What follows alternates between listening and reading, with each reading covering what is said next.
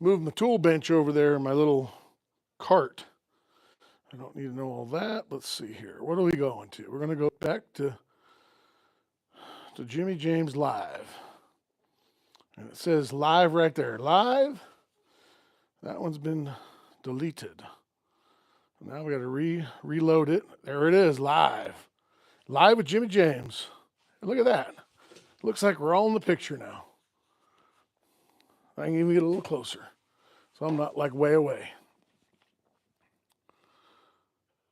All right, here we go. All right, we are live. And I can just prop it up my phone so I can have a nice chat. And Rob, what's up? What's up, Rob?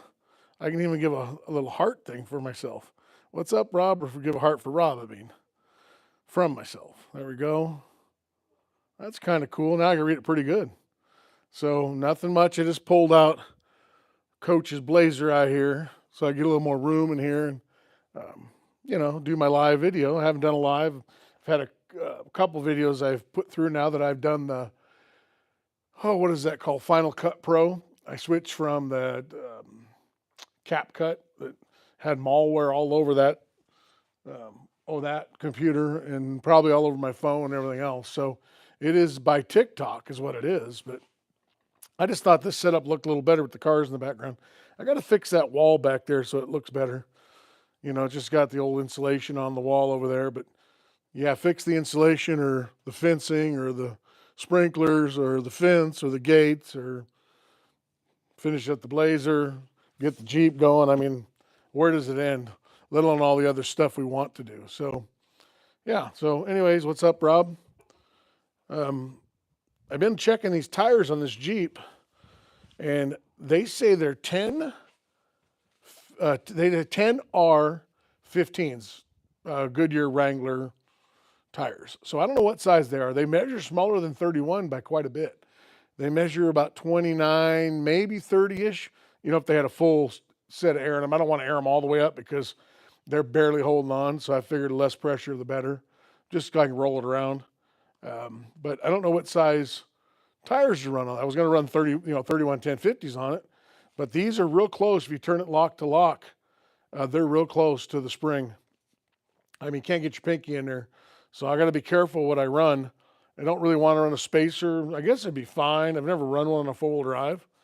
But if I put a 1-inch spacer in there, it probably wouldn't have a problem. So I'm not rock crawling or, hauling ass in it. So it should be okay. But, and I think 31s would fit just fine then.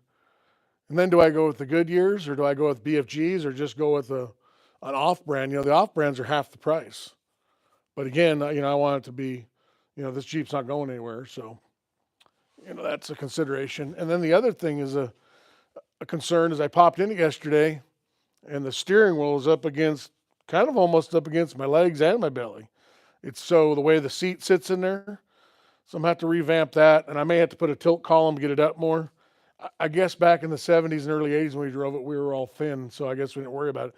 But not even that. But for the clutch, it's so far, I can't hardly get my leg up to the clutch. It's really close.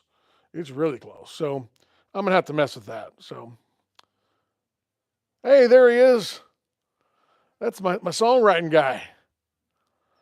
Is that car from the Ghostbusters I see? No, that car is actually a Pontiac Safari. Basically, if you've ever heard of a Nomad, that's Pontiac's version of a Nomad. It was actually assembled in the same exact plant as the Nomads in the Fisher Body plant.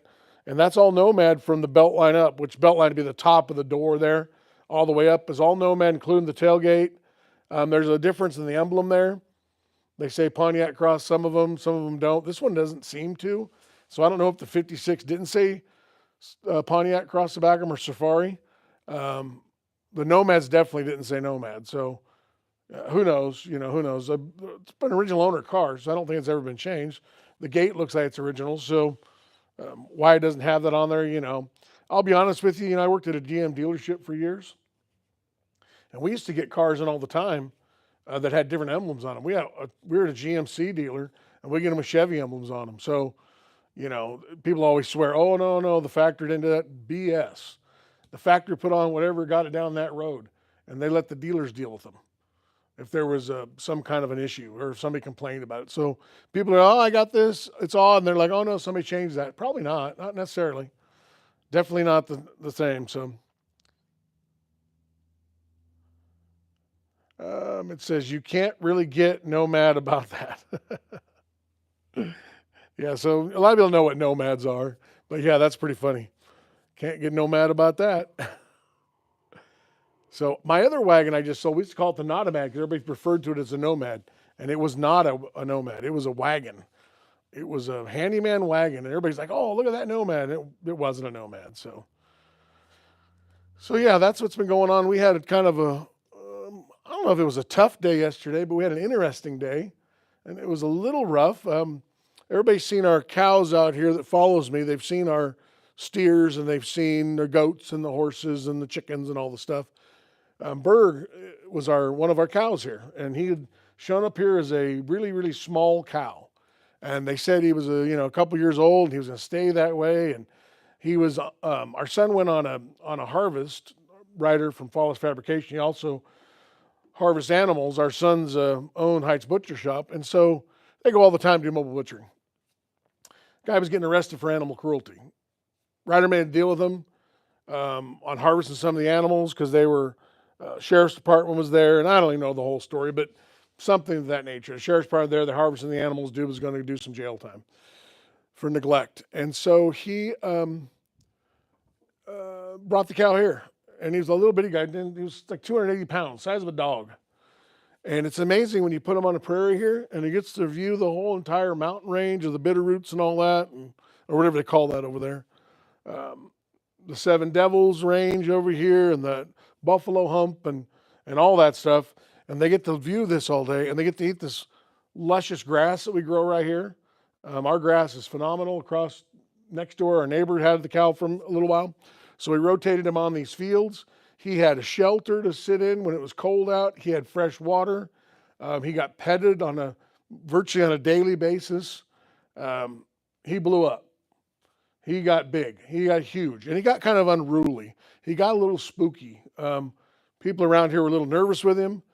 We never were really nervous of him because he wasn't mean. He was just big. And he was playful. So he'd come running at you. And so it really spooked a lot of people. It started to spook us because here you got a 1,400-pound steer with horns, like that. And he swing them horns around and buck and jump and spin. And he just didn't want to get taken out by him.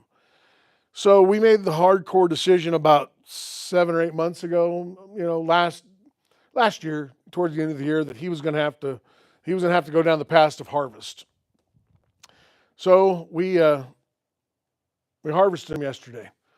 It was I didn't think it was going to be that big a deal, but it was kind of rough. It was kind of tough on us a little bit. I didn't expect that. I'm a big deer hunter, and some of these animals need to be put down. I put them down. I respect the life, and I get all that, and I'm good with that, and I kind of pride myself with that a little bit. But I didn't think this was going to affect me a little bit, but it kind of did. We put him up to the grain, and he didn't want to. He saw the gun. He's like, I don't know if I want to come over there, and that was not him. He usually runs right over. So we let him kind of calm down, so he was nice and calm, and then he finally drifted over to the grain, and that was the last of him. And he ended up weighing just a hair under 800 pounds. He was like 789. And then he had some things taken off him and stuff, some of the fat stuff. So he was actually probably 800. That's on the rail. That's no head. That's just the carcass. And it's bizarre because once he skinned him and had him on hanging there, he didn't look like Berg anymore. He just looked like a beef. I mean, it really transformed him the minute he got him down and skinned him. But him laying there for a few minutes was kind of rough. Yeah, we had a tough day yesterday. The fences are thanking us because he's destroyed virtually every fence we have here. He just decides that he wants to go over there. He figured it out. I figured out last year that he was so big he could just walk through anything, and he did. He flat just walked through stuff. We put electrical up, and everybody's like, "Oh, electrical stop him." Kinda. He got, people say cows are dumb. Some cows may be dumb. Berg was not one of the ones that were dumb. Berg was very, very intelligent. Berg was sharp as a tack. And he figured out how to get his horn in there so he wouldn't get shocked. And then once he got his horn in there, he could go under it. And then he would grab the fence and lift the fence up into it. Um, Finally, we put the pole. I mean, believe me, we went through every scenario you can think of. We ended up putting the poles out farther from the fence, so then if he nudged the fence, he couldn't get to the fence to lift the fence to ground the fence to get out. I mean, and it almost worked. It worked kind of. There were still some days he would hook his horn in it, and then it wouldn't shock him. And by the time he got to the fence, the fence would grind out, or it'd pull the wire and ground out. And so it was very interesting. But he looked great. And so we didn't know what we were going to do with him. So our plan was we were going to butcher him and then maybe friends and family and, feed that kind of way with him. He wasn't going to go to waste because we're turning the bar 46 is turning in his hide into the dog chews. We're going to have his skull and his horns mounted. They're going to bleach him out and do all that. It was really, since we raised him and fed him and hand fed him, and we didn't want any part of him to go to waste. Not that we want any of them to go to waste, but really was paying close attention to every little drop. And so he was hanging in the trailer, and my son went to another ranch right by here to butcher a hog on the way back to the butcher shop. And the customer of his then saw it hanging in there and says, "Hey, my parents are going to get rid of this thing, and they're not going to charge an arm and a leg for it. And are you interested?" And they looked in, and they saw him and asked what he was doing in there. And that's what the conversation took place. And they said, "We'll take him," because he looked good. He looked really good. I'm sure he's going to taste really well. He's eating all this great grass and all this fresh water and getting all that grain. Yeah, he's going to provide that family a really, really nice piece of meat. And they're a young family, and they got a good deal on him. And he's great. And so it all worked out for the Circle of Life thing, worked out fine. So Seven Devils is out of Idaho, if I remember correct. I got to turn that little thing that cuts half it off. Okay, if I remember correctly, I used to spend summers in Montana, Idaho, Washington as a kid. Ever been over to Coeur d'Alene? Love the saltwater taffy. Yep. So we've been to Coeur d'Alene a lot. It's just right up the road from us. The Seven Devils are down by Riggins right here. But we live up on the prairie here, so we're up at 4,000 foot overlooking the prairie, and we can see all the mountains. I don't know that we can see Montana, but it's that way. It's, I don't know where the Buffalo Hump is in there, but I've never been to it. I think it's still in Idaho, but we can see about as far as you could probably see, and it's pretty, we have a pretty spectacular view. In fact, when we bought this house, we drove up here, and I walked in the driveway and looked out the living room windows that are kind of all glass, and looked at that and went, "We'll take it." And the lady, real nice people that we bought the home from, says, "You haven't looked at the house?" And we're like, "I see it. We'll take it." And that's how it kind of went. Once we saw the view, we were just in love with the view. The house is great, no problems there. The land, it's, we're up on a hill here, but we're not way up on the hills. And we got a good flat spot here where it's tiered. For the most part, it's fairly flat. I'm looking at the house right now, and the house is only elevated to maybe my head level from the shop floor. So not much, slope for us to slip and slide and fall in the wintertime. And yeah, it works out really good with all the flat spots. And it's a little rolling in hill, and it has enough contrast to make it look good, but it's not like, this, which we really like. So my numbers are kind of low today on people joining us. So I don't know what's going on, but people must be out having fun on the 4th of July. I thought this would be a pretty good time to do it, but apparently not. So that's kind of what we got going. I am going to smoke a pipe that I have not smoked in a couple of weeks. Maybe I'm going to smoke it if I get the freaking lid off. Oh, there we go. I almost had to make a victim noise to get the lid off. So yeah, I took up, smoking a pipe a couple months ago, and I smoke them about once a week, maybe. I'll smoke a couple in a row, and then I won't smoke them for, I think the last time I smoked it, I was on a live, and I smoked 2 of them. So, but I want to get this This is the good stuff here. This is that Colt Blood Red Moon pipe tobacco. So that I got up there in not Coeur d'Alene, Spokane. I don't know if I have a lighter around here. Well, I better, before I get too far, I might have to find a lighter. I got that. All right. Let's see, I got my cold break thing. Oh, I got a lighter here.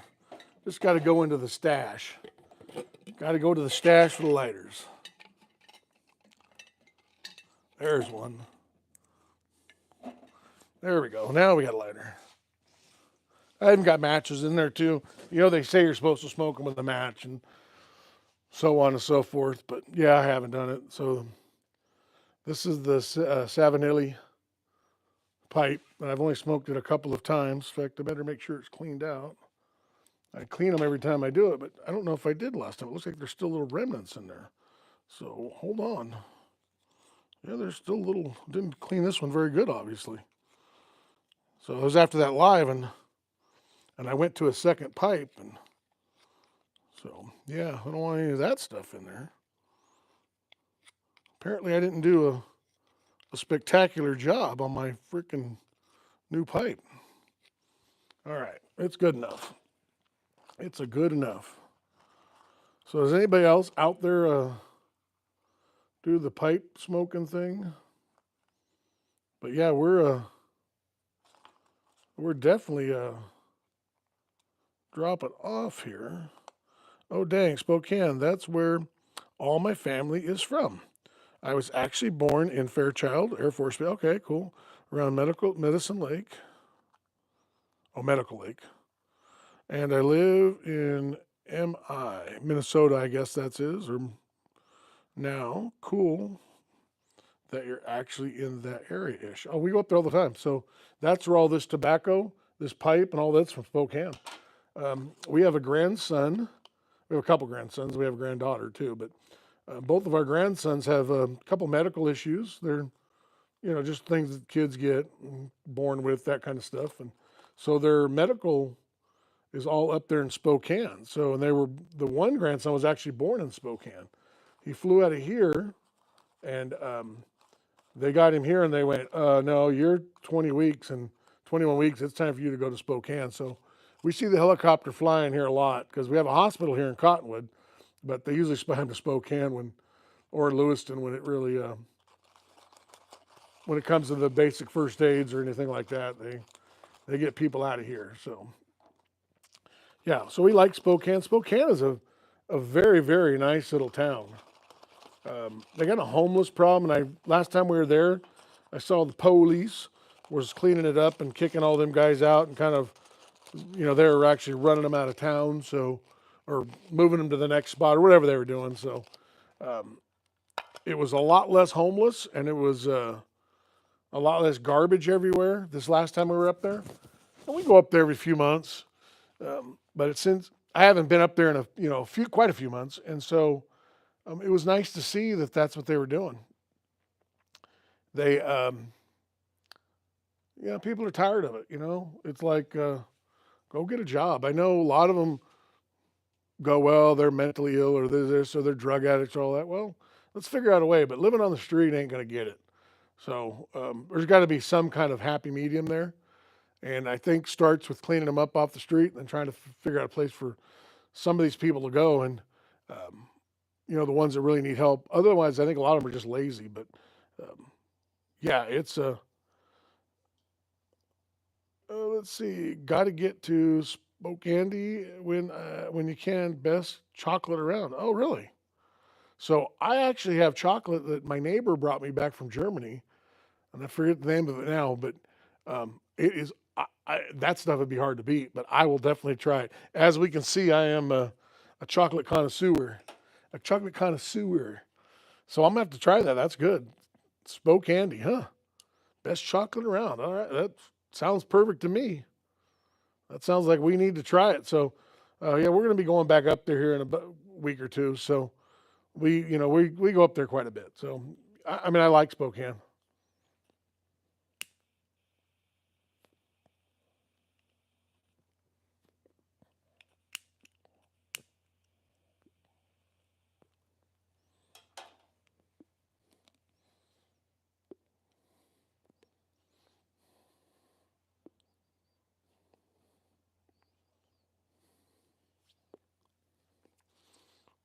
Oh, pretty good.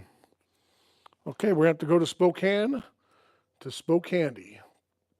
I'm going to have to look that up and then see what's going on because we always look for stuff to do, especially that's how I ended up buying this pipe. So my middle grandchild, and he's the oldest grandson, he had an appointment up there, and so ever since COVID, everybody's so funny about the hospitals. It's hard to get in there, and they don't want as many people as everybody wants to go. So my wife and my daughter-in-law went in with them, and it usually takes forever. It's usually like a couple hour ordeal.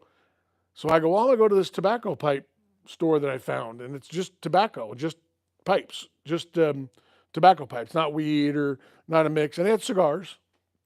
And I thought, well, I have plenty of time. I can sit there for a couple hours. I was in there 10 minutes, and they were like, hey, we're done. I'm like, we're done. I just got here. So I spun around and got them, and then we all went back and kind of looked at the place. But, it always gives me something to do because I usually drive them up. I don't always, but, I like to drive them up. So.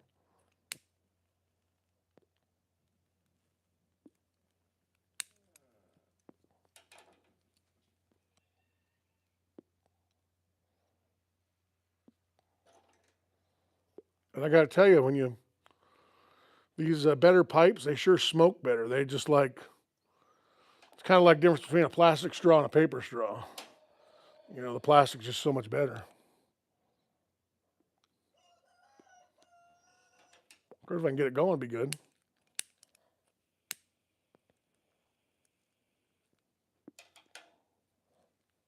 There we go.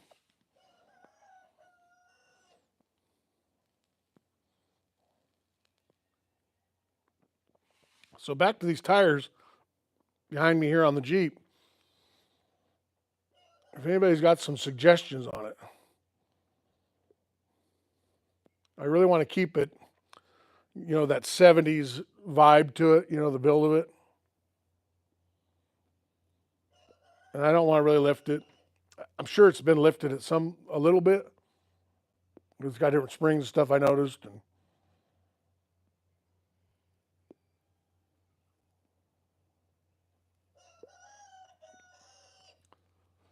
so I do have to figure out that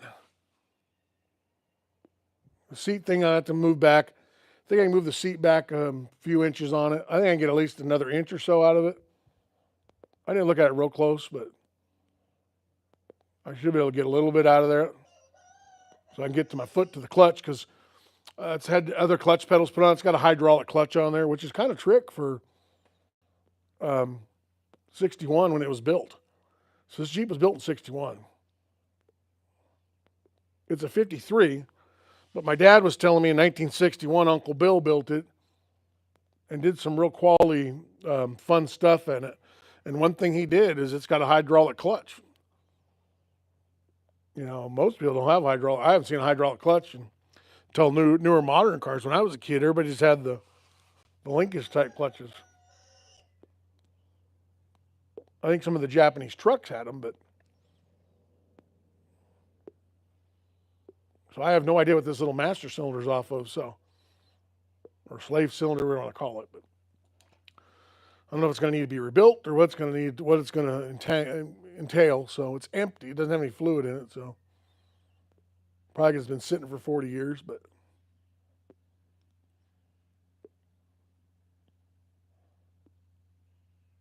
so I'll have to figure that out.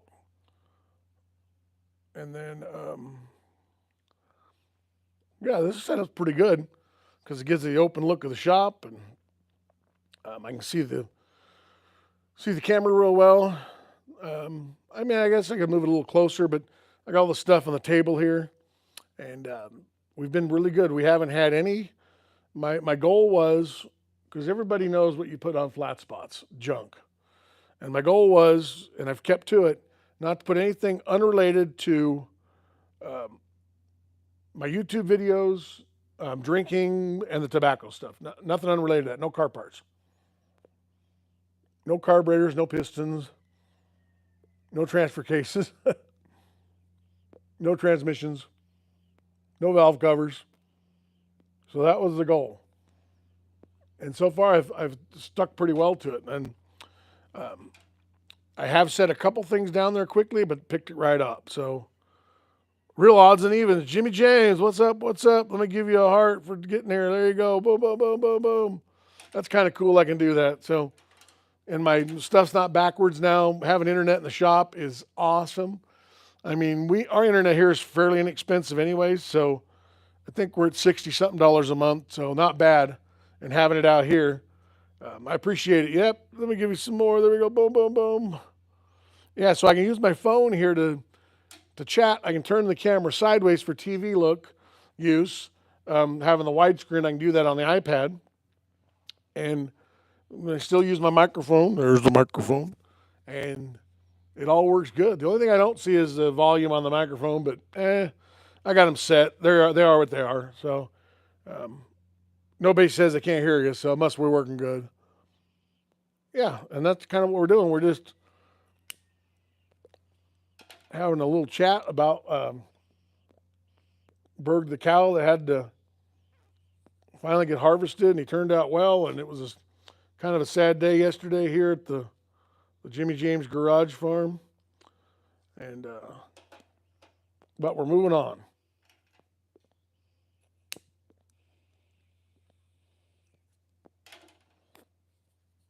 Yeah, we're on the move to other things, and we have two more steers. They're a Wagyu beef is what they are. They're half Akaushi, and one's a Charolais, and the other one's a Black Angus, and they're mixed with they're half Wagyu, which is an Akaushi. By the dad was a Akaushi, so.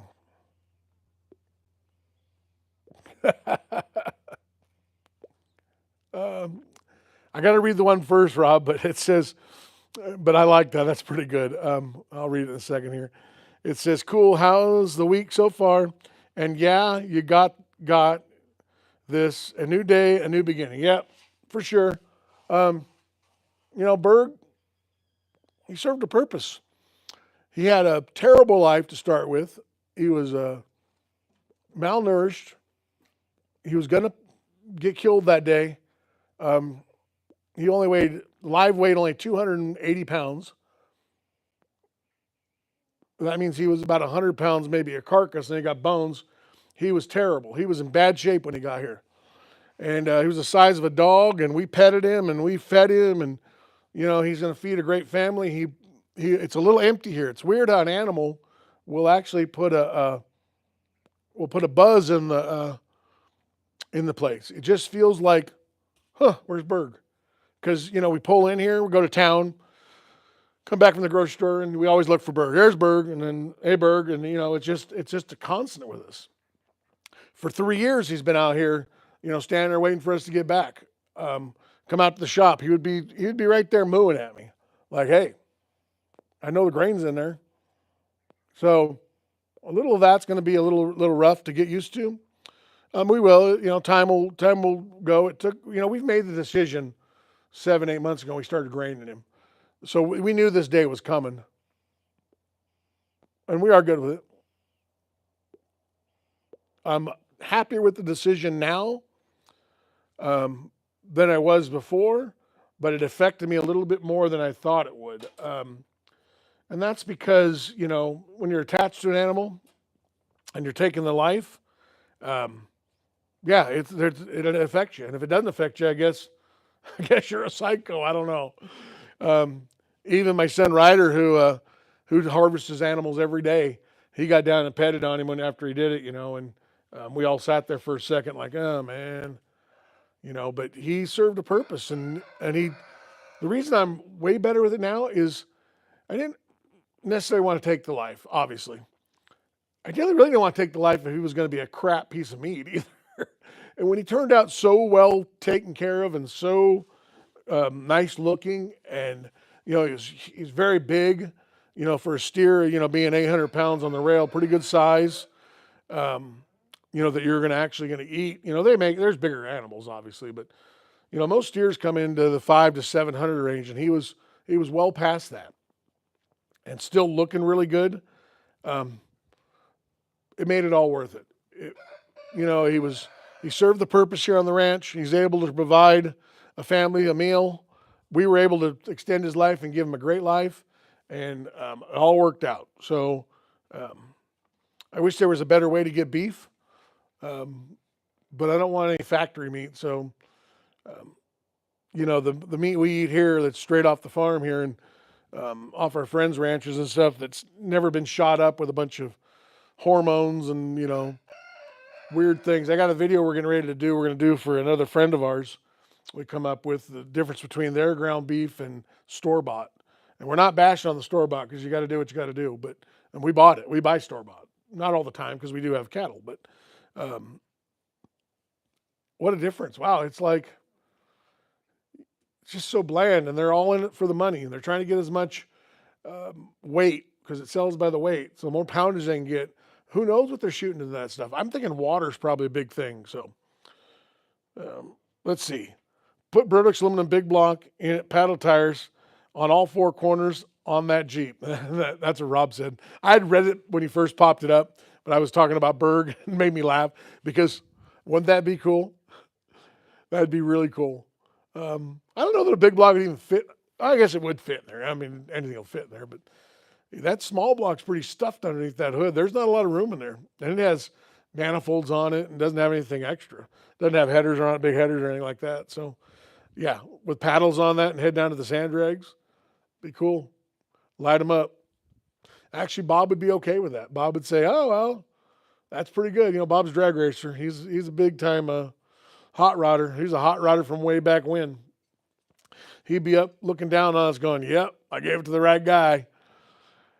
The goal is to put it back to what it was, just like it is, and then cruise around with the grandkids and families and friends and take it back to California and drive around down there and just, let the younger generation relive the memory of what we have. Of course, we're going to have seatbelts. We're going to have a few other things that they kind of frown upon nowadays. I mean, it doesn't legally need them, but, we're going to do that stuff. So short of that, we're going to try to leave it as authentic as possible. I'm going to clean it up. I got a debate with myself on that front bumper or not because it's just really big, cumbersome. It is what it is. That's what they built back then. That's exactly what it's supposed to be. But now they got such modern stuff. I can put a modern 12,000-pound Badlands on there with a small modern bumper. It'd be half the weight, pull twice as good.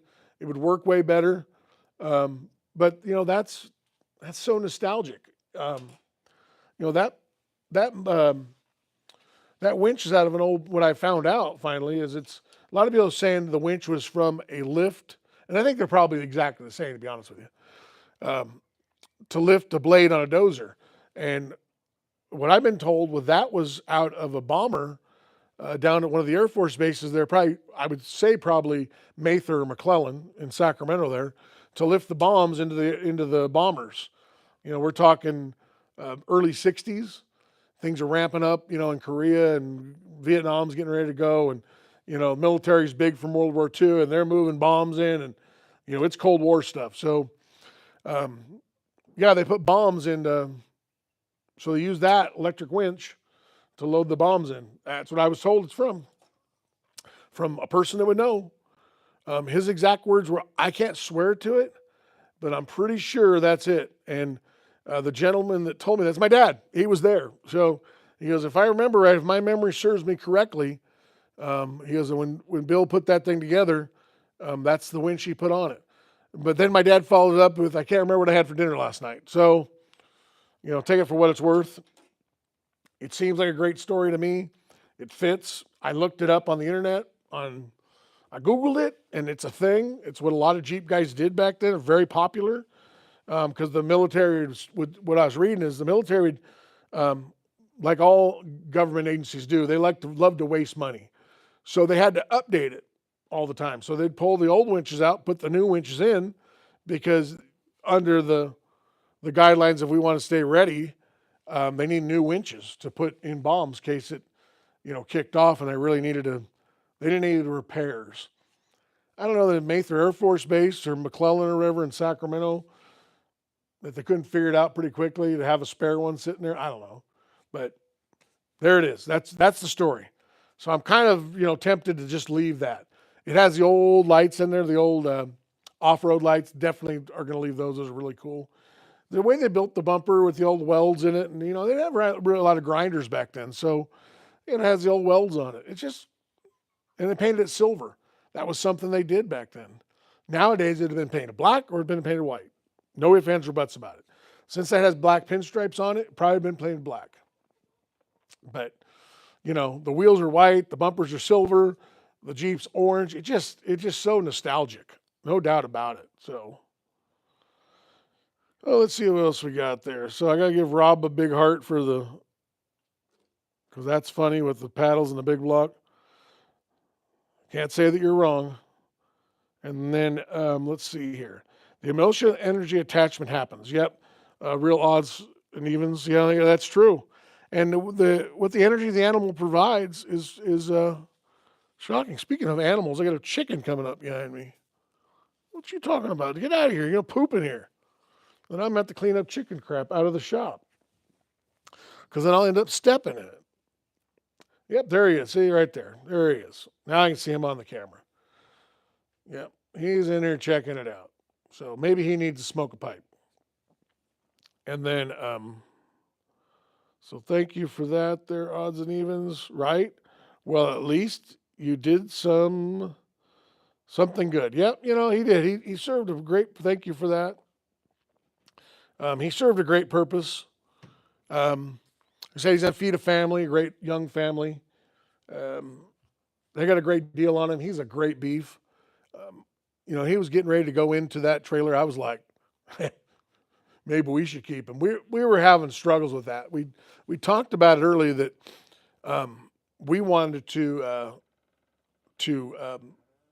probably keep him ourselves and feed our families, and then we were like, I don't know, could we actually eat him? I mean, if it was rough enough, I could eat him, no problem. But I do have two other steers here that we're going to harvest, and one is mine and one's my buddy's, and so we are prepared for the next round. But so we decided it was probably best if we were going to let him go, and then we didn't have to deal with that every all the time. We weren't sure how it was going to pan out for us. We're not cattle people. We're not cowboys. I mean, I own a couple cowboy hats, and I live here in Idaho, and even in Northern California, and been up in the hills and the woods, and have been around animals most of my life. I don't fancy myself as a cowboy by no means, and after this last year and a half of actually owning some cattle, no, thank you. Let somebody else do that. I think we did well with it. I think that they're fed well. I think they're taken care of well. I think the meat they produce is going to be phenomenal. I don't have an issue with that. But we're just not set up for it. Our fences they're set up for smaller, recreational type animals. They're not set up for 1,400 pounds of beef. They want to go anywhere they want to go. We don't have a lot of land here. I think we're overgrazing a little bit because they're eating it down to the nub. We're using our neighbor's field now. He's got a couple acres up there. And then we just harvested our land, cut some hay on it. We have a small little, maybe 1 acre piece here that we cut hay on it. And then our neighbor behind us, he's got a couple acres. So I think we ended up with 26 bales on ours, which is way down from 2 years. We had 49 the first year. The grass just didn't grow. And the neighbors had hardly any. Nobody had the grass. Nobody had what we had a couple years ago. They said last year was the worst they'd ever had. We had 27. This year we matched it with 26. Whether they're packed tighter or more, I don't know. They're about the same. Looks like the same amount of grass it was last year. Pretty minimal. Yeah, so then you're trying to feed those things through the winter and all that. And if we go out of town, if we go to car shows, if we go out, with the kids, go down to Lewiston, whatever, you got to run back and take care of the animals and all that stuff. It's great. You got cameras and all that, but cameras don't feed them. Cameras don't put them back in the yard when they break through it. We've had calls last year in August, I think it was August, whatever it was last year. We got a call from a neighbor at like 11 at night saying, hey, your cows are in the road. Now, mind you, we live on an old road that nobody drives up for the most part. There's only a handful of us up in here, so there's not very much traffic. Not going to be an issue. Nobody's going to run into them or anything like that, I wouldn't think. Um, giant freaking cows out there. And it's not a highway, they're not speeding on it. Needless to say, nobody wants their cows on the road, and it's not very neighborly to have your cows on the road. So, um, yeah, I'm just not a cow person. After we're done with this round, we're going to rethink this whole cow situation. We got to keep the grass down, so that's an issue. We don't want any fires in here, that stuff. So they mow it down great. But our horses do it too. So the horses, I think they could cover all this. We're going to see. Maybe we'll do sheep, or maybe we'll maybe we'll grab 2 steers from the sale yard, feed them out here, and then just take them back to the sale yard. But again, the fence issue. I'm just tired of fixing fence. I mean, I want to work on hot rods. The poor Jeep's been sitting here. The Blazer's not done yet. Blazer should have been done 2 or 3 days ago. But spending time with the cows and messing with the fence. I mean, Saturday night, my wife and I were side by side for 4 hours. Whoa, got a moth or a butterfly coming here. Well, that's cool. Bye. Found its way up. I wonder if we're going to see it in the camera here. The dive bomber butterfly. So we got to wait. There it is. Yep. That's pretty cool. My bride and I were out here. We get back and bird standing on the neighbor yard. We're like, really? So we got it. He tore all the wire down and he tore the electric part down, and 4 hours over here. He was going under the field fence, not the barbed wire, the field fence, lifting it up with his horns because he'd get under the electric. Because we're electrifying lots of acres here. Gets under the electric so he doesn't even touch the electric, and then eating with his head in the neighbor's pasture, which, I'll be honest with you, the grass on this side is as good as that side. Be different if we were bald here, but he wasn't going over for, a USDA guy told us one day, they don't want the ice cream here, they want the ice cream here. And if they're over here, they want the ice cream here. Just how they work. Everything looks greener on the other side of the fence. So he bent all the fences up. Well, Andre, the male goat that hangs with him, he went right underneath it. He's like, well, he's got it up, that high. He just walks right underneath it. Got them all bent. So we spent all day with your foot on it, 4 hours at night, at 9 o'clock at night. 4 hours of pulling the fence and pushing down with your feet. I started the project in frickin' flip-flops because when we got here, we just ran out there trying to do it. Had to change shoes and get our stick to push him away because he wants to rub on you. And oh yeah, I was like done. If they had come out there then to harvest him, I wouldn't have felt bad at all. But once we calmed down and realized, okay, he's just a cow. He does cow things. That's what cows do. And then, so I'm rethinking the whole cows for next year, and we're pretty much knowing the cows for next year. So we'll see when the time comes. But we sure are doing no cows in the wintertime. That's a lot of hay, and that's a lot of walking out in the snow and throwing lots of feed for lots of animals. And I don't say they look hungry, but they probably are a little hungry in the winter. They got a lot of cold here, a lot of wind, a lot of rain, a lot of snow. They're burning a lot of energy, and you're throwing a bale a day for a cow, and that's 3 of them. That's 3 bales a day you're out there running. We don't have the equipment. I don't have the equipment for the big round bales and the big feeder, so I got to go out a couple times a day and feed them hay so they have fresh hay that's not wet. They'll eat it if it is, but we don't just say we're different than other people raising animals. We are different. We don't want to just. I mean, would you want to eat your hay that's been out in the snow all day? So we go out a couple days and do it a couple times a day. Have we done one day of feeding? Absolutely. If we're going out of town or going into town, not going to be back till late, they'll get it that way. But you got to live your life, and sometimes it's just that way. But we really, really try to do what's best for the animal. That was our goal. And I don't know how many times we pulled in from a little restaurant in town on a Friday night, and my bride says, I got to feed the cows. And we're stopping right here and throwing feed out for them at 10 o'clock at night. After out with a couple of drinks and dinner and, enjoying the night and, have your regular clothes on. And, Now you're out here throwing feed for the animals, and I don't know, it's just not us. Just not us. So,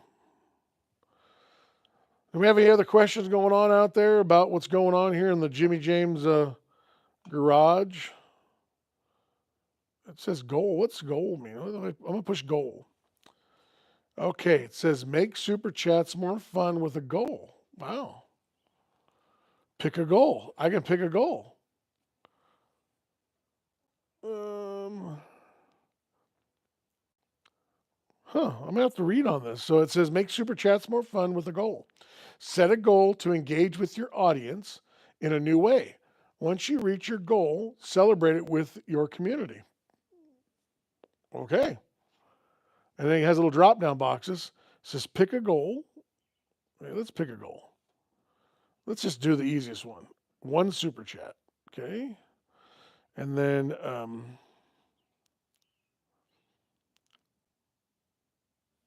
wow, it says super chat colors. Oh, light blue. Okay, it's $2 or more. Okay. Huh. And set timer. It's got 15 minutes. We'll do 15 minutes, see if how this works. Share how you'll celebrate. How about I will drink a warm, because I have one right here. Rainier. Rainier.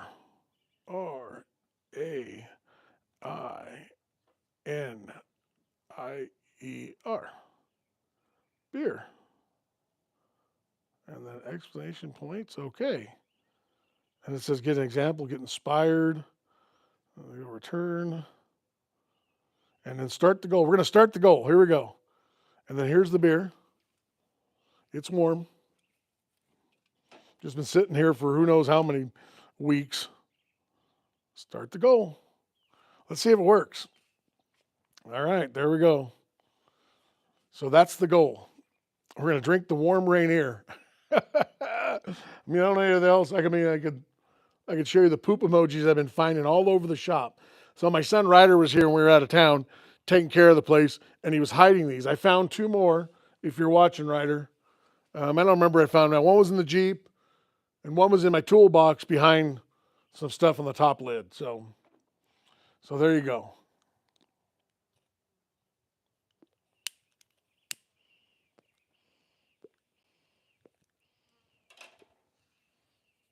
I let my pipe go out, so I blew back through it and blew ash everywhere. So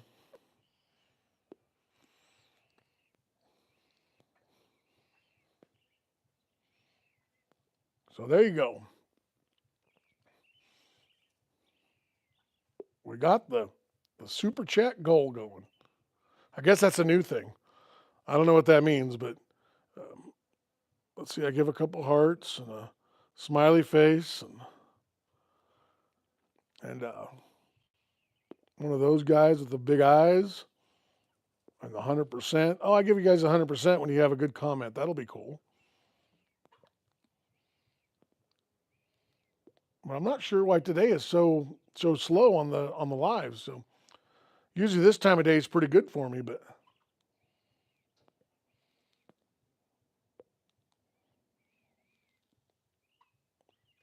and I haven't had any no weed comments or nothing like that either. Usually that's what I get when I put a pipe on.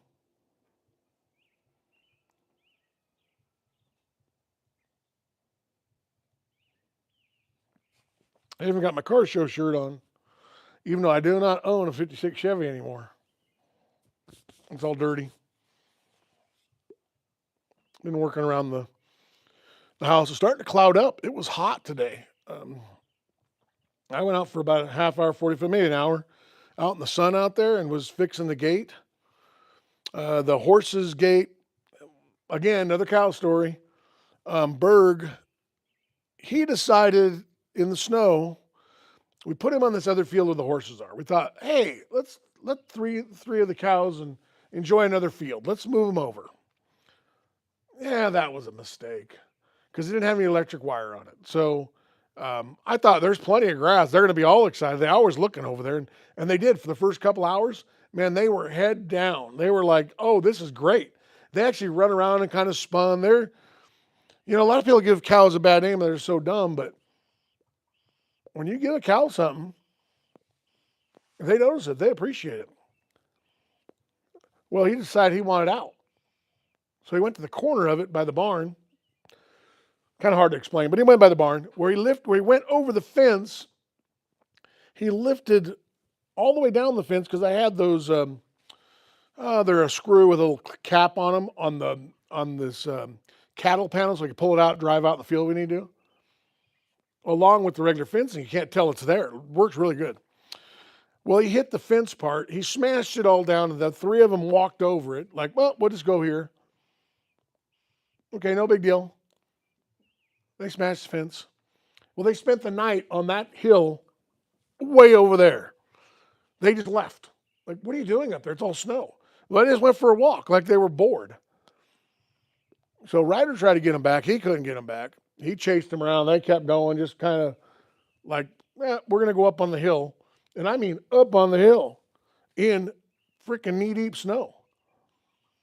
So they couldn't take the stuff that was here that's popping through the field here. Because we had a little bit of snow here, and it's like, you had everywhere to eat right here. What are you doing? Why are you going up there where there's no feed? Well, they went up there to look, I guess. I guess they wanted a better scenery. I don't know. Maybe they were just going to go have lunch up there. I don't know. Well, then I was like, well, hopefully by tomorrow they come back. And I figured they would. Well, we go out in the morning to go get them. We get up right at the first light, get our boots on, and we drift out. And of course, I walk one way around the shop. My wife goes the other way, and we're gonna kind of see where they are. I never got halfway there, and they're in the hay barn eating all the hay. Okay, well, I get that. I don't know why you'd break out, then walk by the hay to go up on the hill, but at least they were smart enough to come back to eat the hay. So I yelled at them, get your butt back in there, and then they do. They listen. They run back in their pasture, and we turn the fence back on, lock the gate, and no big deal. Then I look over. Instead of going back here where they have electric water with it's all heated water, they broke into the goat section and drank out of their water. They smashed the fence down there to drink water. Lucky none of the goats went in there. They didn't really notice it. So they smashed 2 fences for us that day. We were pretty happy about that. In fact, the goats one's still kind of jacked up, still kind of bent over, but they don't get to it because the water's there and it's still high enough. They're little goats. So they don't really get up to it. So, but it just looks crappy. And yeah, so they went back on the pasture. They're happy. They went for a camping trip or something. So we got this goal thing going. It says, see the goal. I don't know how long it's been for. Let's see. We don't have anybody. It's one light blue, and I'll drink a beer. And it says continue. I can do it myself. No, I'm good. I got to drink the beer. Yeah, that's okay. That's cool. It's interesting how this all goes. So I guess that's a new feature.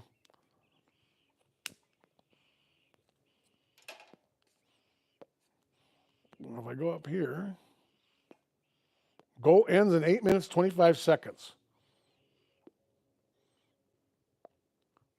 So it says,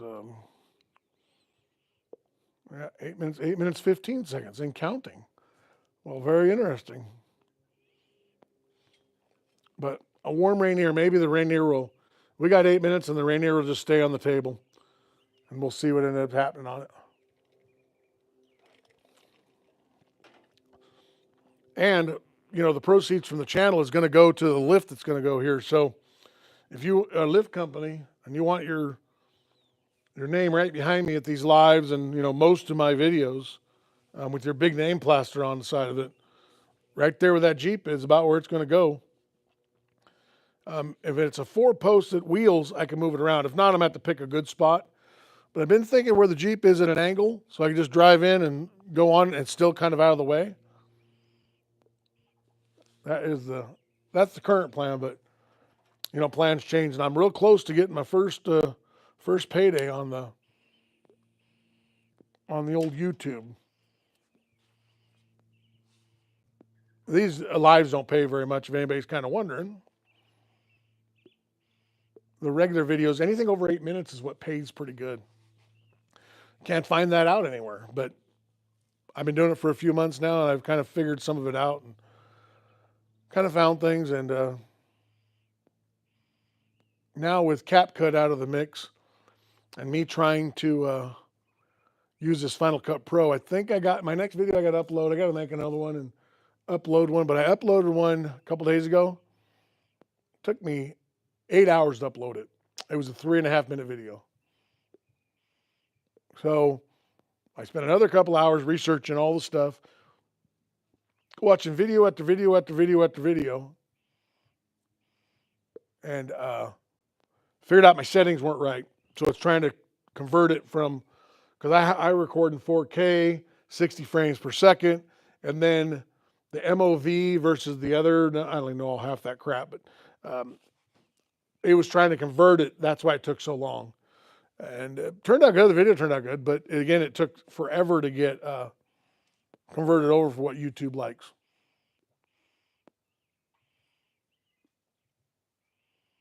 And that's not YouTube's problem. That's my problem. I think Final Cut Pro will work pretty good once I figure it out. It's kind of a complicated thing. And when I mean complicated, it's got a lot of features. And, being not savvy on this stuff like I would like to be, present some challenges. A lot of people say I could just have my stuff edited, send in my footage, pay a little bit and have it edited. I don't want to do that. I want to be connected with my people. I want to do start to finish. I also don't want to do over editing. I don't like those. A lot of those videos I don't watch that are over edited. And I want mine more homegrown, more of a connection. Watching a video the other day, it was pretty awesome. The guy was talking about growing your channel. And he was talking about different ways to grow it. And one way to grow your channel and grow your connection is wide. And when he means wide, he means, 1 million followers, lots of videos, and not much substance going on, and just keep hammering them out. And, really promote like and subscribe, blah, blah, blah. Everybody's get tired of hearing that stuff. And, or he says narrow and deep. And that's connecting with the people that you're on your channel, speaking to them directly, answering their comments, answering their questions on the live, talking to them about it. And I think that's the direction I want. I want narrow and deep. Do I need subscribers? Yeah, who doesn't? Because the more subscribers you get, the more they'll pay you per your video. So you do need the subscribers, but I need people to watch too. And if they're interested in the content, if they're reacting to it, and it's narrow and deep, it's more intimate that way with the viewers. So that's the direction I am going. I'll give you an idea. I was watching some flat fender Jeep videos. So I was out here, got a little hot, and I said, I'm going to the house and get a drink of water. And in fact, there's my water right there, which I probably need another drink of. And gonna have a little sip of a water. And then, so here's Rob's thing. I'll finish my story in a second. Match my donation, a $5 donation to get Jimmy a lift. Poor guy can be crawling on his knee. Can't be crawling on, I'm sure it says can't. I can't read that last part. It's on there, but that little, here, let me see if I can read it. Poor guy can be crawling around on his knees. Yep, exactly. Let me see, that's a heart. That's lots of hearts. So there we go. Got to get lots of hearts. And then, let's see, for the $5, there we go. So that's kind of cool. Yeah, so match it. There we go. And that's what he's talking about is he's put a little campaign together about matching a donation of $5. Because we're putting all this stuff, we're gonna get a lift. That is the direction we're going, and I'm gonna put it all there. Yeah, mint can't. Yep, I got it. Um, let's see. We had a heart for mint can't. There we go. Some more hearts. So yeah, match the donation because I'm going to donate these proceeds of this videos of to it. That's where it's all going. Um, it's going to take me a long time to get there. We're going to get there. We're going to get there, and hopefully one of these companies will. We've been in touch with a couple of them. A couple of them reached out, and I think they're on the fence. We'll see. You know, as the channel grows, this channel's grown quick. To be honest with you, it's grown really quick. It is. I started in December. You know, I've had a YouTube account for longer, but started in December, had a video that kind of took off, and I told myself, I'm going to see if I can get monetized. That was my first goal, and I did it in under 90 days. They say it would take me 2 years, and that's the average. And did it in 90 days. They said I should see a check in 90 days, and I'm not going to quite be there, but maybe I'll have to look back at my numbers. But I'm within the 90-day period of the first little payday, which is let's see. Not in California, it would be a tank of gas. That's what the payday will be. So it'd be a tank of gas in Idaho. But it's a payday. What the heck? I'm going to put that thing up, and I can't wait to see the check. So, yeah, so that's it. So you can do your lives under the lift. I think that would be freaking awesome. I was going to do my live in the Jeep here one of these days, but I could do my live in the Jeep, on the lift, in the air. That's about as wild and crazy as I get these days. Let's see.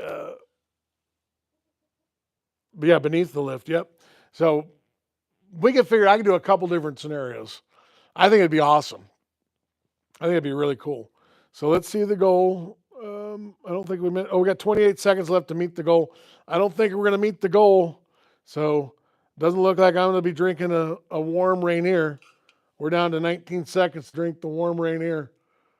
Oh, it's been out here and it's got dents in it. And it's all dented up, and who knows why it was out here. We were drinking it sometime out here. So we're down to 5 seconds. So we're going to hit the goal. 3, 2, 1. Wah, wah, wah. We didn't hit the goal. Oh, well, it is what it is. So it's kind of fun to see what it was. I've never seen those things pop up before. Pretty interesting.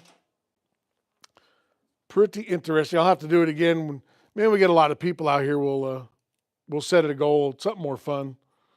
Maybe I'll spray the goal in the air. I don't know. We'll do something more fun.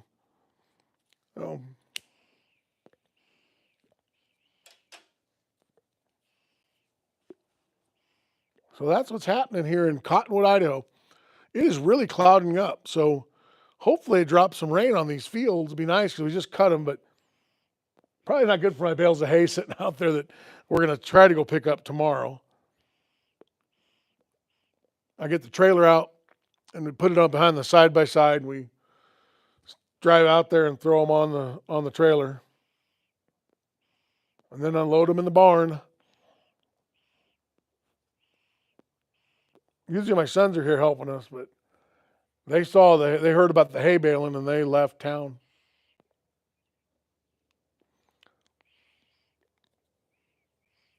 It's not that big a deal. They're about 60 pounds or so. You just grab them and throw them up on the flatbed and drive them back around. Then we pull it next to the barn and stack them. That's one thing about drought. You don't have as much hay to load, so that's definitely an advantage.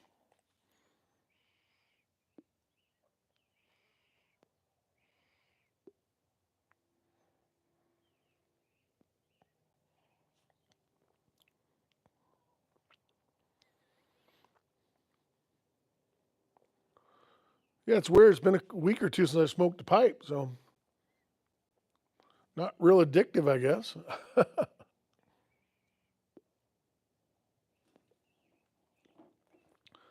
I got to tell you, this Bud Red Moon pipe tobacco from Colt is, out of all these little ones I've tried, it's got to be my favorite. So,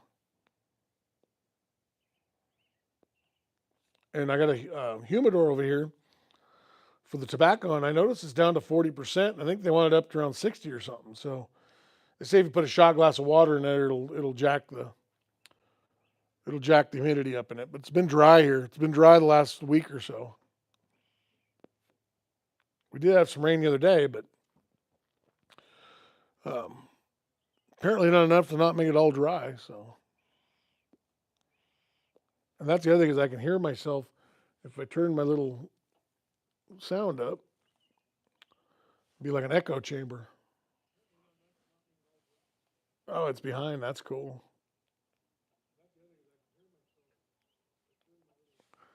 Huh.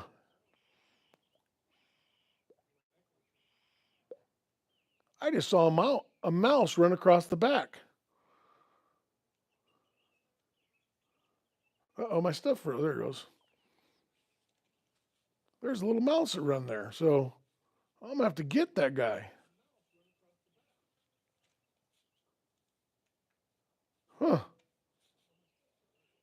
So I'm gonna have to look and I'm gonna wave my hands around and go to that spot and see if when I rewind and look at it, I'll know this is the spot right here. So if you're wondering what I'm doing, put your hands up. And then when I rewind to look at it, I'll see if that was actually that road run across there. Because that's what it looked like. Freaking thing. I'm going to get him. Wow. Huh. Well, something new every day. But I think he was. I think he come out from under the Jeep over there. I just saw him over my shoulder. I don't know if anybody else saw that, but I'm going to get him. I'm going to have to get some more Irish Spring.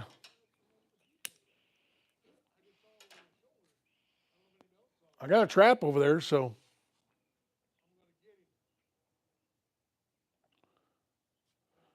All right, Rob, let's see. Trying to stay tuned at a birthday party. I'm about to tell everyone to hush. Jimmy James is on. Say, party time. Woo, birthday, birthday. Well, enjoy your birthday party. I think everybody's kind of busy today because my numbers are really low. My numbers on lives are never this low. They're always pretty high, and yeah, it's a low one, but it is what it is. So I see my regulars are all on here. That's good. So, but yeah, I don't know what the deal with it being so low.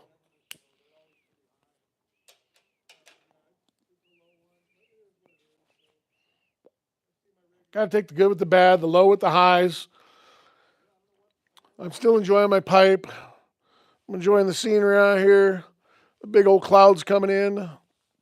I get to see my Jeep in the back, and I don't know if you guys know this, but that Jeep is pretty special to me. It's one of those. It's not my first rig, but it's the first rig I ever drove. It's the first rig I ever loved. That I went, oh, I love that thing. Um, I remember as a kid, I wanted a Jeep or I wanted a '55 Chevy, and I really wanted both. Um, 'Cause, Jeep does some things and a '55 Chevy does others. But when you're 15 years old, 16 years old, and one is good, let alone both. But let's see. Oh, I got another comment. Got to give a heart for the comments. Let's see here if I can read this one. It says, I bought a '69 Camaro when I was 18 in 1988. I still miss it. Approximately how much does a car like that cost in the US today? So I've never had a '69, but I had a '67 Camaro.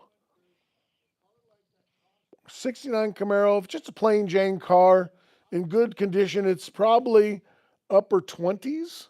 If it has anything, if it's better than just a bone stock type of car, it's in the 30s. But if it's a Z28 or an SS car, it's in the 40s to 50s and upward. Depends on the rarity, depends on the build. They just keep climbing from there. My buddy has a '68 convertible Camaro. He was talking about selling it. Rob, you know who he is, Jerry Foster. And he Him and I built it back in 95, 96. Stroker motor, beautiful paint, about a little bit more reddish than that orange Jeep behind me. It's in the red realm. It's a Viper Red is what it's called. Nice interior, great stroker motor, aluminum heads, runs great, looks sharp. It's got some US mags on it, some newer ones, 17s on it. Sits great, runs great, drives great, all done. I looked at those cars. They're between, and it's convertible. It's probably worth between 50 and 60 grand sellable number. I think if he put it in the 40s, it would sell within the first couple of days of being listed or first couple of hours. If he stayed in the 50s, it would take a couple of weeks. 60s, probably a month or two. And if he's over that, who knows? So I would say your 69 Camaro, not knowing what it is, minimum in the 30s.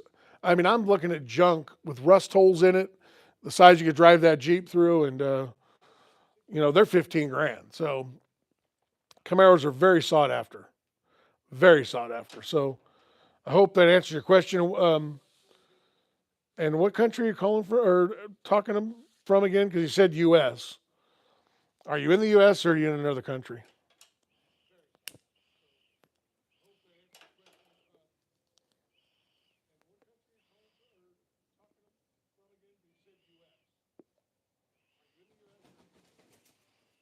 Oh, here comes the chickens.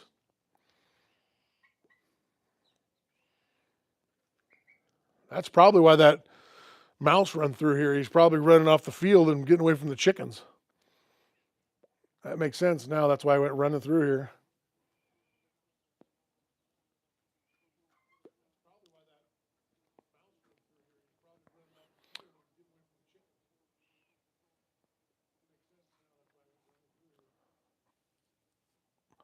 Let's give some more hearts here. Let's see. Let's give some more smiley faces. Some little prizes for birthday. There's a birthday surprise. Hey, happy birthday. Happy birthday. Rob's on. And then, whoop, looking crazy. And then 100%. That's kind of cool. I can do that off my phone. That's really cool.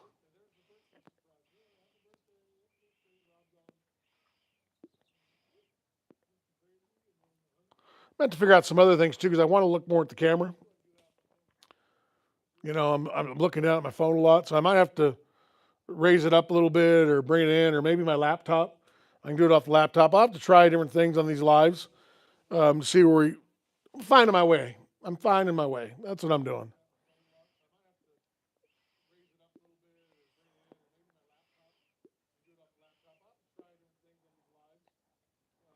But then again, this 7L boy, it's a nice, nice pipe. It's really nice. So I don't know if you guys have ever seen those, but it's got a little golf club. It's called Bing's Favorite. Excuse me. It's mimicked after Bing Crosby. So there we go. It's got a little length to it. Smoke's fairly cool coming in. It's not like that church warden where the smoke is like ice cold coming in, which I do like the church wardens. The church warden is a neat pipe. I'm going to have to buy one here pretty quick. So, um, but yeah, this Sylvanilli is good. These other original pipes, I don't even smoke them anymore. They're fine. I liked them when I got them, but just not. This one clinches pretty kind of cool, but yeah. So that's kind of where we're at. Oh, these are my towels for the soap with the stamps on the Jimmy James Garage.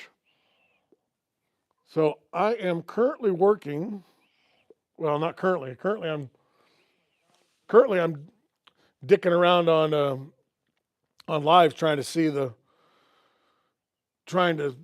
get the cameras and all that. That's mainly what I'm doing this for, is getting the cameras all lined up and this like create a goal thing and reading the comments and doing it by myself.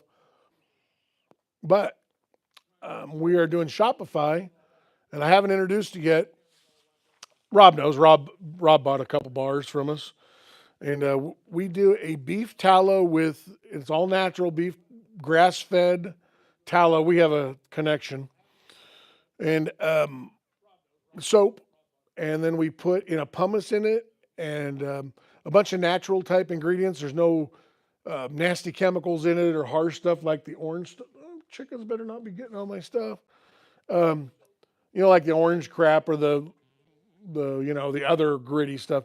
It leaves your hands not greasy. It's not chemicals. They clean your hands really well. Works really good. My bride uses it in the shower. We use it in the shower for everything. You can wash your feet with it. We had actually one of our friends said, "Well, I don't want to be offensive, but it really exfoliates." And you're not offensive at all. She goes, "I use it on my feet around the ranch." So I've been working on it for a while now, and I just haven't completed it because I've had other things going. But we sell it at the farmers market. I think we did really well last week out there. We weren't there with it. Friends of ours had it there, and I did well out there with them. It's connected to them. A long story, but it works good.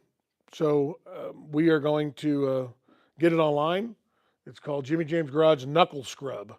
It works really well on the grease. It really does well, and doesn't make your hands all dried and chapped. And I just got to get it finished up. I don't know. It's a priority thing. I need to make it a priority. I got Coach Ben Wade's blazer here that has to get done. I'm literally down to 4 spark plug wires. I had to redo a couple wires there. I ended up with a really nice set of wire looms that bolt the valve covers that go along the sides of it that I gave them to them, and we're going to put them on here. Well, I put them on there. And then on the driver's side, there was one wire that had to be redone, and it was missing a wire. Must have got burned or something, who knows. So I had to go buy a single wire to put it on my wire loom, and then I in fact, it's sitting right there, but hook up the 4 wires, and this thing's going to fire. I got the fuel system done on it. Pretty happy with it. I think it's going to run good. 4 spark plug wires away and 2 bolts for that's the plan, is I'm going to finish it up tonight.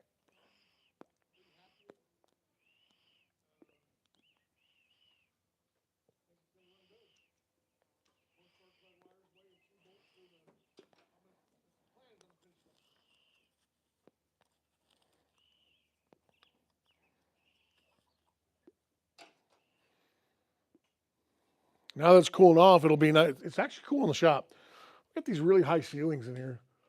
I think the cross beams are 17 feet, and then it goes up from there. It's tall. It's 17, it's probably 20, 25 feet in here. I don't know. It's way up there to the peak of it. So it stays pretty cool in here. Oh, there we go. We got a comment back on where he is from. And you are I'm from Sweden. That's right. I think I talked to you before on here from Sweden. The prices you're saying sound pretty similar to the prices here. Okay. Yeah, I know a lot of our vehicles are going to Sweden and going to that direction. I guess you guys have a pretty big car culture there. I've never been there. The farthest I've been out of the United States is Tijuana, that northern Mexico on the border stuff. But Sweden, from what I've seen on YouTube and live and watching other lives and things like that, Sweden's a cool place and great car culture. But I understand you got a lot of restrictions to what you guys do. But again, a lot of the car culture is there. I know Japanese have a big car culture also. And I had a guy on here from India. He comes on my lives once in a while, and they got cars there too, but they have to get rid of them after 30 years old. It's kind of strange, but yeah, it's neat that you guys have a big car culture there. It's pretty good.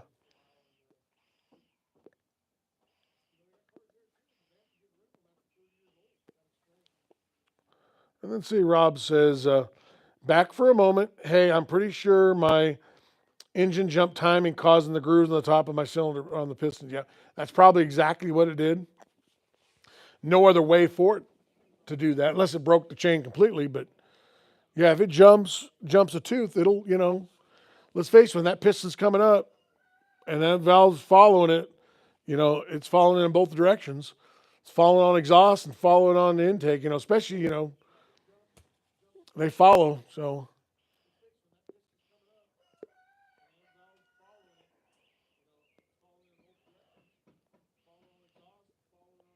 and if it jumps, it don't take much to hit it, and they're just, you know, I don't run big compression on things anymore, but back when I was a kid, we clayed every motor we did. I mean, I didn't run. My dad's like, "Hey, go get some Play-Doh. I don't care what we're doing. We're changing the timing on the cam and putting big camshafts and lots of compression and decking the heads and decking the blocks. And they're too close. Factory puts in valve relief. So, yeah, I think you're right on board with that, Rob. I think that's exactly what happened. But, the motor is old, too. I mean, what year is that thing? This could have all happened years and years and years ago, and they just run the pistons. Lots of guys will do that, Little ding on the piston probably won't hurt anything. Chain was pretty sloppy. So, yeah. And just think, too, if the chain's sloppy, how many degrees you're losing with that. It doesn't even have to jump a tooth. It could just flex enough and it's had enough, Japanese, they got their clearances down. I mean, they put that stuff tight. So if that thing flexes a little bit of a stretch of, the rod bearing's a little loose, and if I don't know, was the blocker, any heads ever decked or anything like that? Chain's a little loose. Yeah, 1987. So,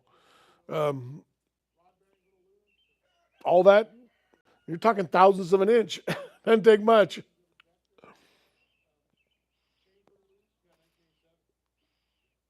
And if you can move that chain, think how much that valve is actually moving. It's pretty substantial. That's why in the 60s a lot of guys wanted gear drives, because they didn't have those chains down as well as they have them down now. They could, time it with the gear drives.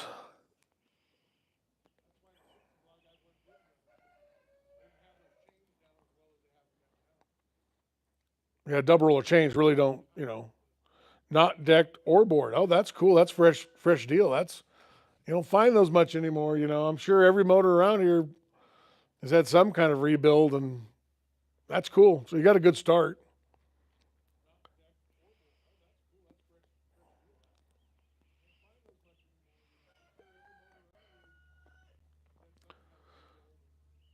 So are you in an adult birthday party or a kid's birthday party?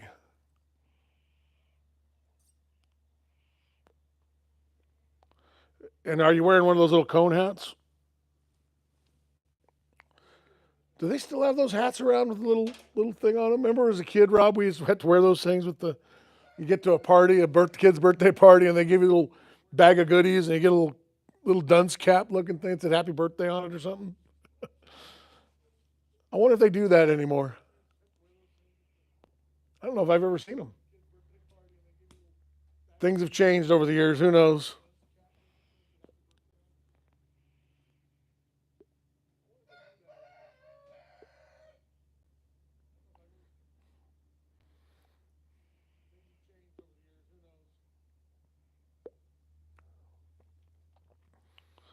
Yeah, this tobacco and this pipe are definitely. It was hard spending over $100 for a pipe, and I think this stuff's 20 something dollars. Um, but it's a home run. It's different, and I don't even know what I'm talking about.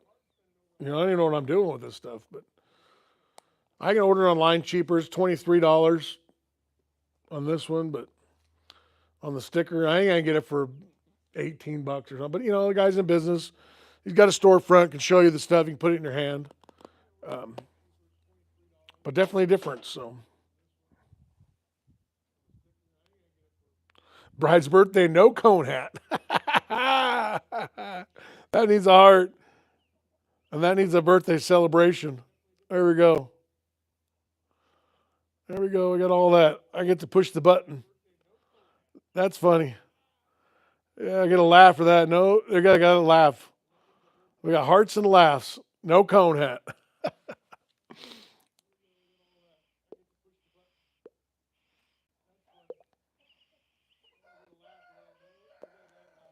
I think I'm running out of, I still got a little tobacco left. Yeah, it's starting to pick up a little bit. My numbers are. All right, I got my JJG hat though. So everybody out there listening, what he's talking about is I have this little hat here. So I don't wear it forward much, but I did yesterday while we were doing the cows. And to keep the sun out of your eyes, it's small, it's comfortable, it's made by Levi, and it's got Jimmy James Garage on it. I don't know if you can see that. Let's see. Keeps the sun from burning your head. And it's different than the old, crusty old baseball hats, which I have a lot of baseball hats, but there you go. So for everybody out there, I have a couple for sale. Rob bought one and he's got one, and I really like this hat. I kind of fell in love with it. I got a couple cowboy hats I wear, go out and stuff, and I got baseball. Everybody's got baseball hats. I got freaking 100 of them. And I went to a wedding, and we needed something more because it was going to be outside, and I didn't want to burn my bald head, and so because I shaved my head, and I was like, man, I'm going to be blistered out here, and I don't want to put a bunch of sunscreen on and all that. So we were in Portland, and we went into one of the nicer dress shops, or whatever, and they had one of these there. And so turned around, with nice clothes on, it was actually very presentable. And so I bought it. And I thought, well, this would be better than a baseball hat. I was going to take my baseball hat, and if it got kind of, in the sun a little bit much, I was going to put it on. And, but you can do it like this, and it's like high fashion. You can do it like this, and you can go work in the shop or go to a birthday party. It works pretty good. It's different than everybody else, and I like it because it's different. But it's not like different, like like crazy different. And then so it's Rob. Let's see. Everyone has been asking me where I got it. I keep telling them I can hook them up. Just let me know. There we go. There we go. I think I got one left, and I'm about a 3-week turnaround on them. Otherwise, the lady that embroiders them for me, I have to order them in. She has a hard time getting. She can't get the Levi's, so I have to order. She can get them, but she get them the same price I get them basically. And the Levi's. So give you an idea of the hat. I had this one. I liked it. I go, well, I'm gonna go and order a few of them. So I ordered 3 or 4 of them, whatever. I put them on. I'm like, they don't fit right. They're too tall and they're pointy and they're hanging over and they're sagging and they're not comfortable and they don't fit good. And this Levi is just so much better. And so I finally just said, I'm buying the Levi's. And I called her up and she goes, yeah, I'll embroider anything you got. So you bring them to me, I'll embroider them. And that's what I did. So I embroidered them. Rob bought one. And so I got them. And they're different. And they're comfortable and they look good. Like I said, you can go to the monster truck races or you can go to the symphony all in one day. See, there I am. I'm at the symphony now. Flip it around. I'm at the sand drags.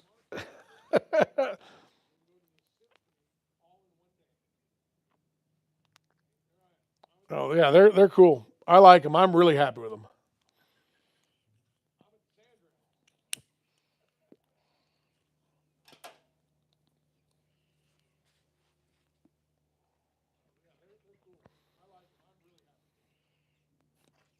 So I gotta give myself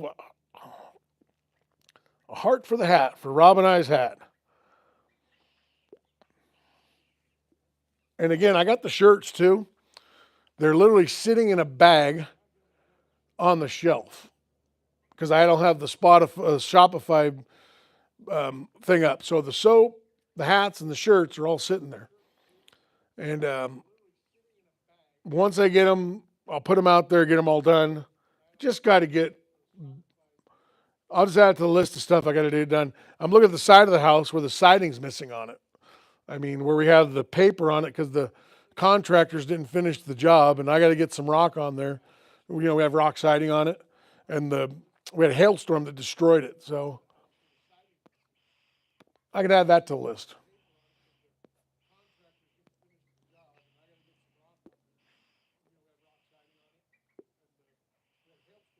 But I definitely got to get the Shopify. I'm gonna have to work on that in the next day or two. I've been saying that over and over, and I go to do it, and I got 15 questions to get it done, and I think I had like 3 of them done, and I did 2 or 3 the other day. And they're not just questions like yes or no. You gotta do stuff. And so I got about 5 or 6 of the little parts left I got to do. So maybe I'll do that over the Blazer. I don't know. We'll see. We'll see if I'm gonna do the Blazer, or if I'm gonna do the Shopify. And Rob, while you're on here, I don't know if you heard me mention earlier about the tires on this thing. You mentioned the paddles. I want to do that. I'm afraid a 31-inch tire will be too big. And I've been researching, and they say the older tires are actually a little smaller than what they read, and these are really close to that spring. And that's the last thing I want to do is put a tire on, have them rub, and then have to redo them and screw with that. So I don't know if I do a 30-inch, 30 by 950. I'm afraid if I do a 30 by 950, it'll be too small. And I have a tire machine here, so I'm kind of stuck. It's not like going to the tire shop and going, oh, yeah, you're good. And then my other thought is maybe I'll see if a local tire shop around has 131, a 31-inch tall tire, and put it on and see if it fits, and then order the nice ones.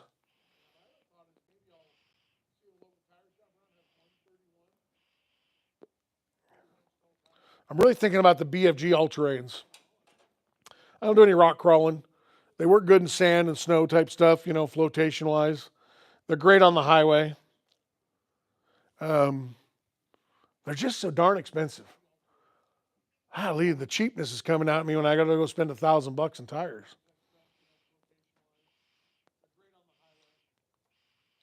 And this Jeep will be on the highway on a tow bar, going to different places. But I'm not going the Rubicon rock crawling. I'm not doing any crazy 4-wheel driving. I got a freaking side by side. I got that Can-Am out there, 1,000, the 50-inch trail. That if I really want to get into the nasty stuff, that thing will go anywhere.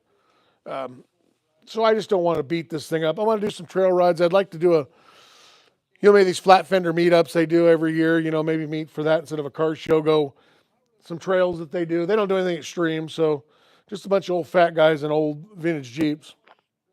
So I may do that. So I don't need anything real aggressive. I don't know that I need the mud terrains. And this Jeep, I've been in this Jeep in some nasty spots with those exact tires on it. And those are an all-terrain. The Wranglers are cool. The Wrangler, I can still buy that Wrangler, so I might buy that because that's what was on it.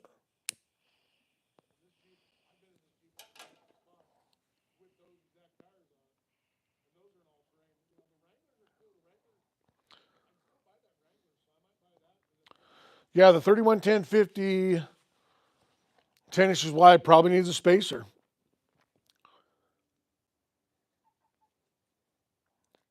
I think the wheels are 8s.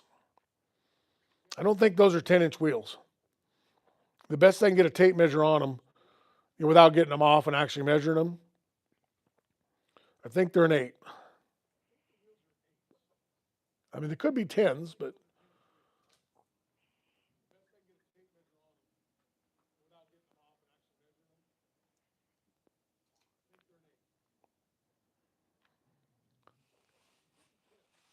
they look good. I like that square look. I like the wider tires on these Jeeps. A lot of guys now are doing the nostalgic thing. They're doing the 6-inch wheels and the tall tires and stuff. And I think that looks good. But something about, this era of Jeep where they didn't lift them and they put a wide tire on it. They weren't super tall. It made them look real square and real boxy looking, kind of aggressive. I like that look. I think it's cool. And plus, that's what that Jeep is, though. So, trying to stay with the theme of it. That's the problem when you do theme builds. You kind of run into some snags. Um, I like the big tires on very little lift on the Jeeps. I think they look like a Hot Wheel almost. They're cool looking. Um, and not saying that 6-inch lift and 35s don't look good because it does, but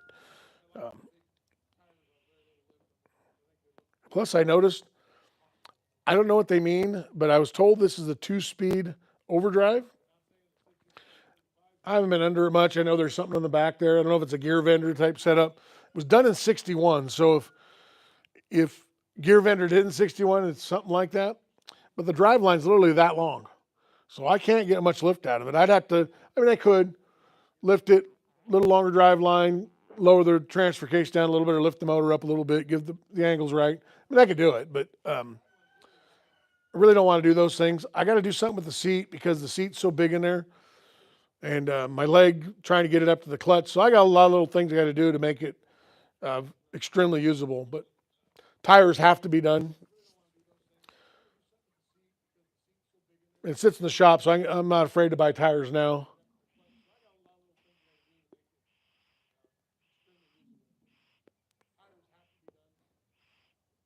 And I would like to have this thing done by August would be a great goal, but definitely have to have it done by September because that's when I go deer hunting in it. And I'm going to take that instead of the side by side. The private ranch we hunt on, there's, and I don't really hunt. I just drive around and my buddy hunts, but I don't want to pay for the out of state tags. But the ranch we go to, it would be great because I can just go there and take my little lever action and, you know, shoot the ground and shoot targets and fiddle fart around and then he can kill a deer or whatever. But it's just fun watching him do it. And we've been doing it for the last few years together. Um, it's not really that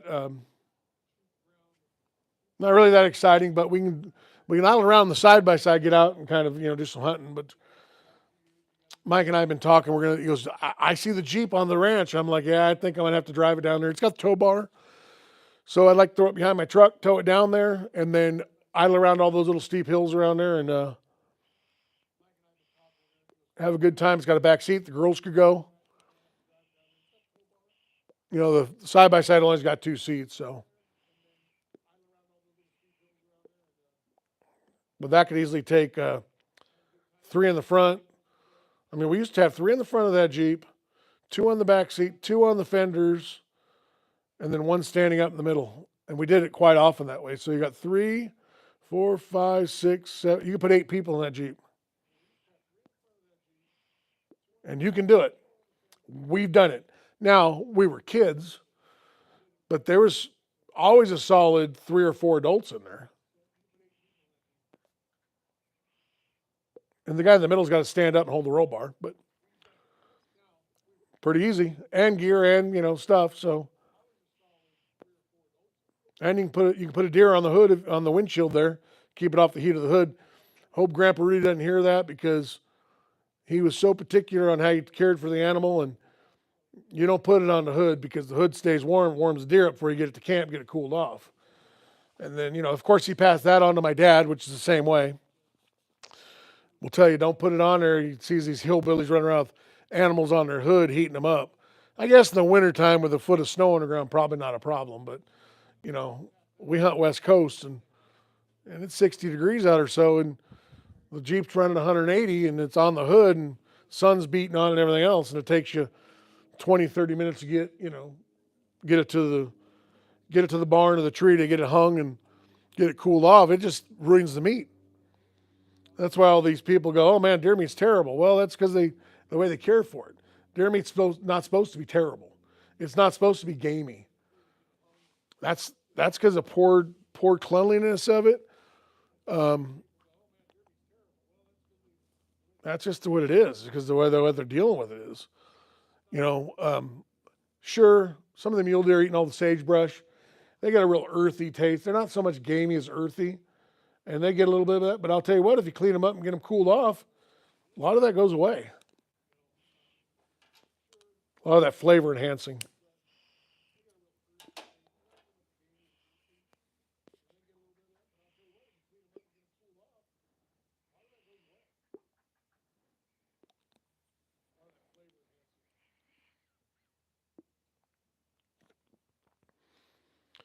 So I think they sell a 31 or a 3950. tire in the Wrangler. And I think the actual measurements are real close to that.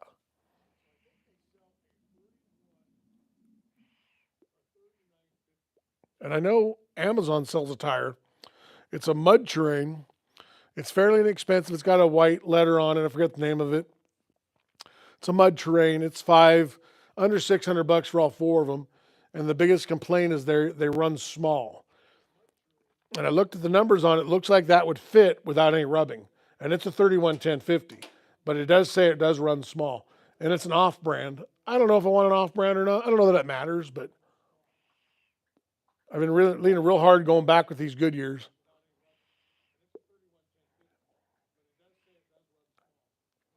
But let's face it, just do a 311050 on it. And if it rubs, put a spacer on it. End the problem. Because a 1-inch spacer should clear it. It'd be a bummer if put a 1-inch spacer and it's still rubbed.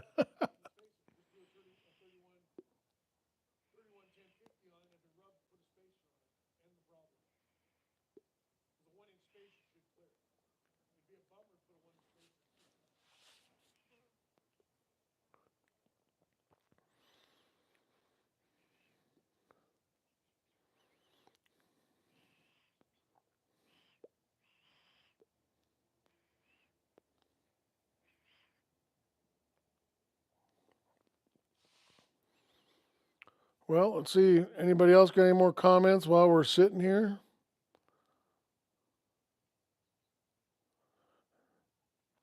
I said it's been a fairly slow day today here. Fairly slow live. Probably one of my slower ones. I don't know why, because same bat time, same bat place, same bat channel.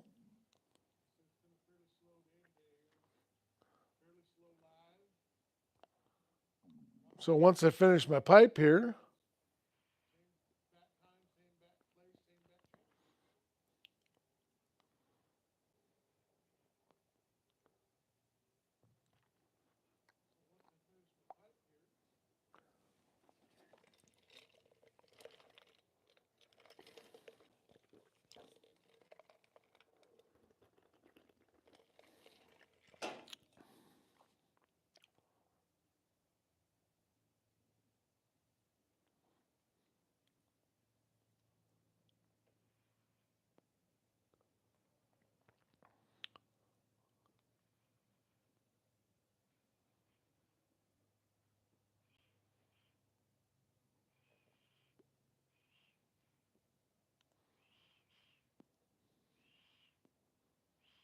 well, I don't know if we have any more questions.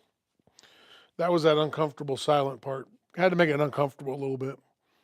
Hoping that sparked some interest.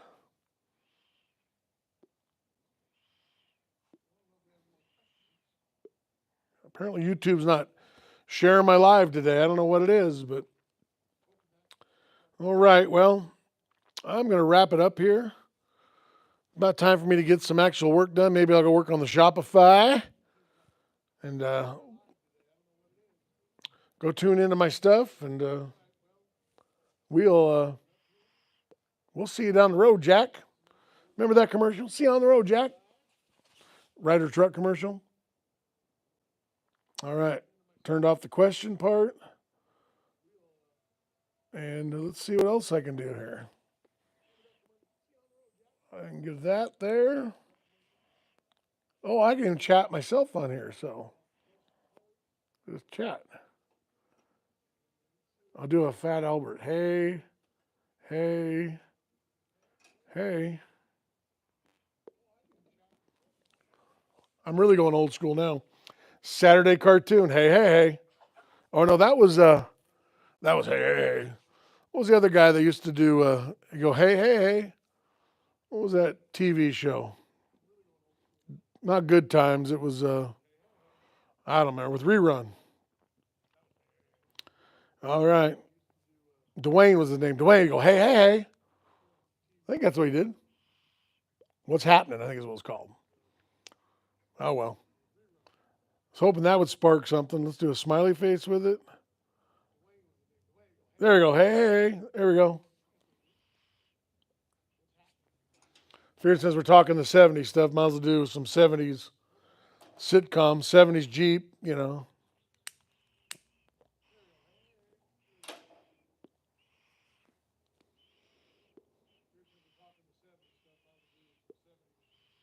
I think my pipe's just about done. Looking kind of dusty.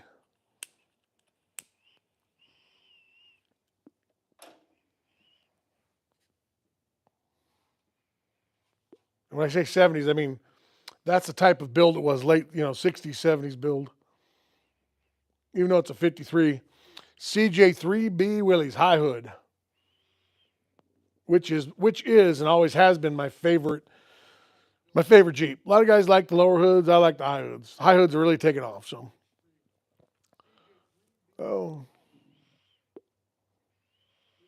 I think that's it. So, all right. Well, time to get going, and we'll see you later, guys.